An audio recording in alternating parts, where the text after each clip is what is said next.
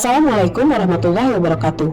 Kali ini, Resam ingin membahas tentang optimisme pemerintah Aceh yang berbanding terbalik dengan kenyataan. Masyarakat Aceh saat ini banyak disuguhi berita-berita yang membahas pertikaian para elit politik di Aceh. Secara garis besar adalah tentang kondisi perpolitikan di Provinsi Aceh yang belum memuaskan semua pihak. Perdebatan pun tidak terelakkan di kalangan pemerintah dan non-pemerintah, bahkan sampai membawa nama-nama petinggi mantan kombatan GAM. Nah, pertanyaannya adalah apakah perdebatan tersebut yang saat ini diperlukan oleh rakyat Aceh dan bangsa Aceh? Rakyat Aceh sudah sangat lama menderita akibat peperangan yang telah terjadi di bumi Aceh. Banyak yang masih trauma akibat konflik tersebut, dengan korban sekitar 15.000 orang yang kehilangan nyawa, sehingga ribuan anak menjadi yatim dan piatu. Dan hasilnya sekarang adalah perdamaian. Perdamaian sudah berlangsung selama 17 tahun lamanya, dengan berbagai macam kesepakatan. Kesepakatan tersebut yang terlihat hanyalah kesepakatan yang menguntungkan sebahagian golongan saja. Berdasarkan data Kementerian Keuangan Republik Indonesia dan dokumen APBA, secara keseluruhan sejak 2008 sampai 2022, Aceh telah menerima 95,93 triliun dana otsus. Jumlah tersebut sangatlah besar. Dari semenjak awal perjuangan bangsa Aceh yang ingin memisahkan diri dari NKRI, nota kesepahaman perdamaian ini dianggap jauh lebih baik daripada kesepakatan sebelum-sebelumnya. Apapun isi nota kesepakatan antara RI dan GAM, dan bagaimanapun berlakunya MOU Helsinki tersebut, saat ini bangsa Aceh haruslah segera mengejar ketertinggalan, baik itu berupa informasi, pendidikan, ekonomi, hingga teknologi, agar Provinsi Aceh mampu untuk bersaing dengan provinsi lainnya, bukan malah menggerutu merenungi nasib, apalagi dengan mengeluarkan kata-kata yang tidak pantas diucapkan ke publik. Padahal dulunya sama-sama berjuang. Rakyat Aceh saat ini sangat memerlukan keterbukaan informasi publik seperti pendidikan, kesehatan, sosial, ekonomi, serta kepastian hukum yang berlaku saat ini di bumi Aceh. Bukan hanya mempertontonkan situasi politik saja, khususnya di media sosial. Informasi politik yang dipublikasikan cenderung menggunakan kata-kata yang kasar, padahal menggunakan bahasa lokal Aceh yang seharusnya kita jaga kehormatannya. Mengapa elit politik di Aceh yang sedang bertikai saat ini tidak membahas tentang bagaimana ketergantungan Provinsi Aceh terhadap Provinsi Sumatera Utara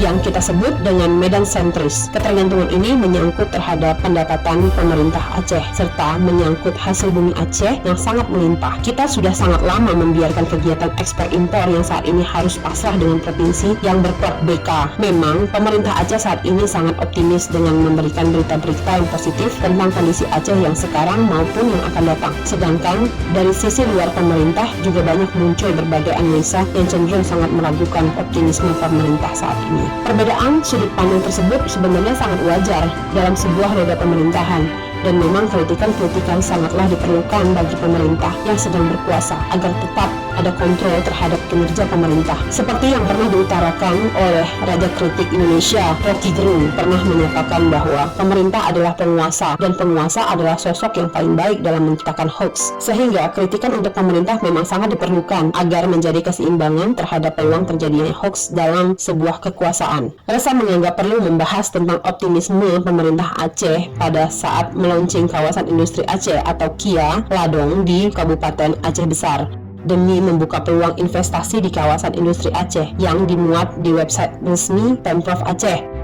Optimisme pemerintah Aceh tersebut malah berbanding terbalik dengan munculnya pemberitaan-pemberitaan tentang PT Transkontinent yang hengkang dari Ladong dengan menarik alat-alat kerja mereka dari KIA Ladong karena ketiadaan infrastruktur dasar seperti air bersih, listrik, dan lain-lain. Padahal Ismail Rashid selaku Chief Executive Officer atau CEO PT Transkontinent merupakan putra asli Aceh. Pemerintah Aceh pada saat itu masih dipimpin oleh Nova Iriansyah. Pemerintah sudah mengklaim bahwa sudah terjadi peningkatan realisasi investasi di Provinsi Aceh. Resam mencoba menelusuri pemberitaan mengenai PT Transkontinent seperti yang dilansir pada website halaman7.com mengatakan bahwa pemerintah Aceh loyo adalah penyebab kaburnya PT Transkontinent dari KIA Ladong. Selain itu, SrambiNews.com dalam judul pemberitaannya menuliskan bahwa infrastruktur dasar masih jadi kendala di KIA Ladong, dan Aceh.antara News.com menuliskan PT Transkontinent akan membangun sendiri pusat logistik di kawasan Kecamatan Kering Raya Raya, Kabupaten Aceh Besar dalam upaya meningkatkan ekonomi Aceh. CEO PT Transkontinent Ismail Rashid mengatakan bahwa mereka sudah serius untuk menjadikan kawasan Krung Raya sebagai pusat logistik berikat. Kita punya lahan sendiri seluas 15 hektar, kata CEO PT Transkontinent. Awalnya perusahaan transportasi darat dan laut ekspor impor antara benua itu akan melakukan investasi di kawasan industri Aceh di Ladong, Kabupaten Aceh Besar milik pemerintah Aceh yang dikelola PT Pembangunan Aceh atau PEMA. Tapi karena tidak ada kepastian hukum, maka PT Transkontinent mengundurkan diri dan alat-alat berat yang ada di kawasan Kia yang diresmikan akhir Agustus 2019 lalu terpaksa ditarik. Sekarang alat berat yang ada di Kia Ladong seperti eskavator, crane forklift, genset, kontainer, dan bridge tracker seharga 6 miliar sudah kita pindahkan dan kini berada di kawasan yang baru. Saya pulang ke Aceh tidak main-main, saya serius, ungkapnya. Saya bisa melakukan ini di daerah lain. Kenapa di daerah asal saya sendiri tidak bisa? Ungkap CEO yang merasa daerah Acehnya masih mendidih tersebut. Ia mengakui untuk memulai pengembangan ini membutuhkan pengorbanan yang sangat besar. Saya ke Aceh udah 3 gelombang saat Gubernur Irwandi, Wagub Mualim, dan Gubernur Nova Iriansyah. Tapi sepertinya kami harus membangun sendiri. Alhamdulillah pemerintah Kabupaten Aceh Besar dan masyarakat di sini sangat mendukung, ungkapnya lagi. Aceh banyak sumber daya alam, tapi saat ini gudangnya di Medan, Sumatera Utara. Kenapa Aceh tidak ada? Saya pikir perlu ada sesuatu yang harus dilakukan. Saya melakukan spekulasi. Saya punya komitmen Aceh kita hidupkan lagi. Semoga pemerintah Aceh yang selanjutnya mengerti dan memahami maksud dari CEO PT Transkontinent yang merasa darahnya masih darah Aceh yang ingin tanah kelahirannya tidak lagi bergantung pada daerah lain. Selain pemberitaan tentang PT Trans yang hengkang, pemerintah Aceh juga pernah menyatakan akan sangat fokus dalam mengelola dan menjaga kawasan hutan, khususnya di Taman Nasional Gunung Leuser atau TNGL yang merupakan salah satu paru-paru dunia. Pernyataan tersebut disampaikan oleh Sekda Provinsi Aceh tahun 2019. Pada saat itu dijabat oleh Helvizar Ibrahim. Beliau mengatakan bahwa pemerintah Aceh bertekad untuk menjaga kelestarian hutan TNGL dengan membangun kerjasama dengan Uni Eropa dalam melakukan pengelolaan. Pernyataan tersebut disampaikan pada saat beliau menerima kunjungan Duta Besar Uni Eropa untuk Indonesia, yaitu Vincent Guren. Nah, hal demikian sangat kontras atau bertolak belakang dengan data yang resam langsir dari www.mengebei.co.id. Sekitar 251.000 hektar hutan di Provinsi Aceh dalam keadaan rusak. Lokasinya berada di Kabupaten Aceh Tengah, Aceh Utara, Aceh Timur, dan Gayo West. BPDAS HL Aceh hanya mampu merehabilitasi 1.000 hektar setahun.